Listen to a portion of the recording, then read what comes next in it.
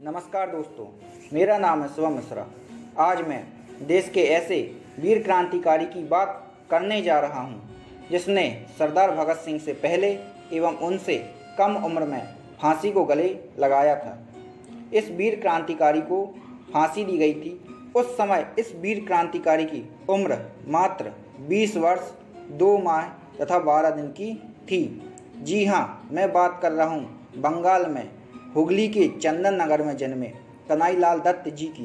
इनके जन्म का समय भी उसी दिन का है जिस दिन भगवान श्री कृष्ण मथुरा में जन्मे थे। इनका भी जन्म भाद्रपद माह के कृष्ण पक्ष की अष्टमी को 30 अगस्त 1888 ईस्वी में हुआ था।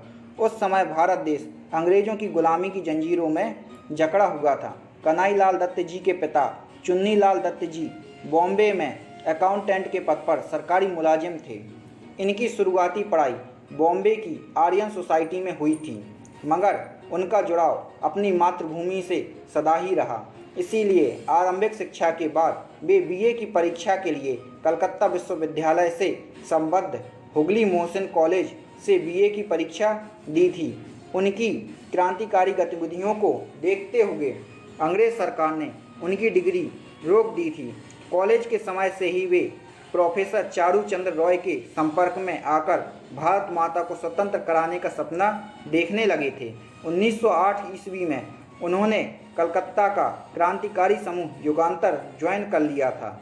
इससे पहले 1905 के बंगाल विभाजन विरोधी आंदोलन में बढ़ चढ़कर भाग लिया था और गवर्नर जनरल लॉर्ड कर्जन का विरोध किया था। वहीं पर इनकी भेंट सुरेंद्रनाथ बनर्जी से भी हुई थी।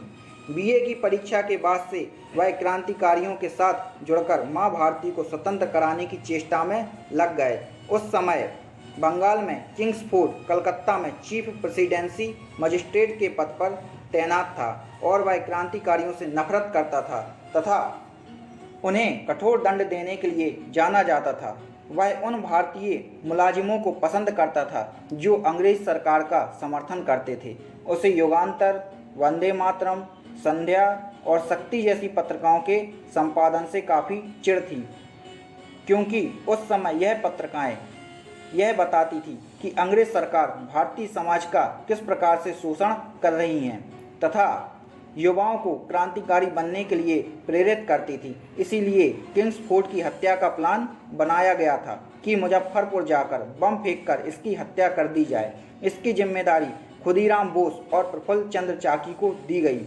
अंग्रेजों को इस योजना के बारे में पता चल गया था, अतः उन्होंने इनके पीछे सीआईडी लगा दी थी, परंतु ये दोनों सीआईडी को चकमा देते हुए मुजफ्फरपुर पहुंच गए थे। ये लोग एक लाल बग्गी को रात के समय किंग्सफोर्ड की बग्गी समझकर उस पर बम फेंक देते हैं। अफसोस से बग्गी मिस कैनेडी की थी और इस हमले में वह और उनके बेटे की मृत्यु हो जाती है और किंग्सफोर्ड बच जाता है। क्रांतिकारियों को बहुत अफसोस होता है कि उनकी एक गलती से 2 निर्दोषों की जान चली गई थी, मगर इस घटना ने ब्रिटिश सरकार को ऊपर से नीचे तक हिलाकर रख दिया था। सभी क्रांतिकारी बचकर निकल जाते, परंतु नरेंद्रनाथ गोसाई अपनी जान बचाने के चक्कर में सरकारी गवाह बनकर सब कुछ अंग्रेजों को बता देता है और कन्हैयालाल समेत 33 क्रांतिकारी पकड़े जाते हैं। 2 मई 1908 को इन सब के पकड़े जाने के बाद क्रांतिकारियों की प्रेस तथा बम बनाने वाली फैक्ट्री को भी पकड़ लिया जाता है तथा गुस्साए किंग्सफोर्ड ने क्रांतिकारियों को चलने के लिए क्रूर दमन चक्र चलाया। चंदन नगर के श्रीरामपुर का रहने वाला नरेंद्र गोसाई सरकारी गवाह बन गया था और जिस वजह से अरविंद घोष भी पकड़े गए थे और अब ब्रिटिश गवर्नमेंट सभी क्रांतिकारियों को मुकदमा चलाकर फांसी पर लटकाने की तैयारी कर रही थी। ऐसे गद्दार को जान से मारने का बीड़ा कन्हैयालाल दत्त जी ने उठाया, क्योंकि इस अकेले गद्दार की वजह से सारे क्रांतिकारियों का फांसी के तख्ते पर चढ़ना तय था। अतः इसके लिए अलीपुर जेल में पिस्टल मंगवाया गया तथा नरेंद्र गोसाई तक यह सूचना भिजवाई कि कन्हैया का साथी सत्येंद्र नाथ भी अंग्रेजों का मुखबिर बनना चाहता है एवं सरकारी गवाह भी। इससे खुश होकर वह सत्येंद्र से मिलने के लिए हॉस्पिटल आता है, क्योंकि सत्येंद्र नाथ तथा कन्हैयालाल जी दोनों लोग बीमारी का बहाना बनाकर अस्पताल में भर्ती हो गए थे। और जब वह अस्पताल में मिलने आया तभी मौका पाकर सत्येंद्र नाथ और कन्हैयालाल जी ने गोली चलाकर इस गद्दार देशद्रोही को मौत के घाट उतार दिया, जिसके परिणाम स्वरूप अंग्रेज सरकार ने उन्हें 10 नवंबर 1908 को अलीपुर जेल में सुबह 7 बजे फांसी पर चढ़ा दिया।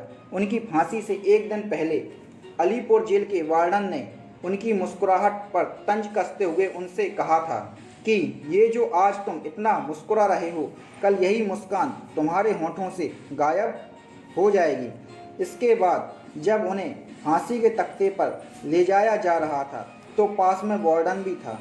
उसको देखकर मुस्कुराकर कन्हैयालाल जी ने पूछा, मैं कैसा दिख रहा हूँ?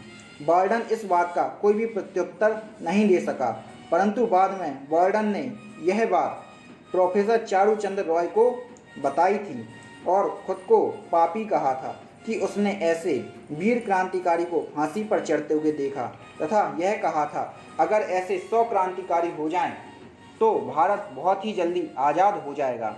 इसके बाद इनकी शव यात्रा में पूरा कलकत्ता उमड़ पड़ा था। ऐसा वीर क्रांतिकारी जिसने अपनी फांसी रुकवाने के लिए अपील तक नहीं की थी, उनकी अस्थियों तक को उनके एक समर्थक ने उस समय खरीद लिया था। धन्य है भारत भूमि ऐसे वीर को पाकर, और हम सभी भारतीय ऋणी हैं ऐसे वीर पुत्र कन्हैयालाल दत्त जी के।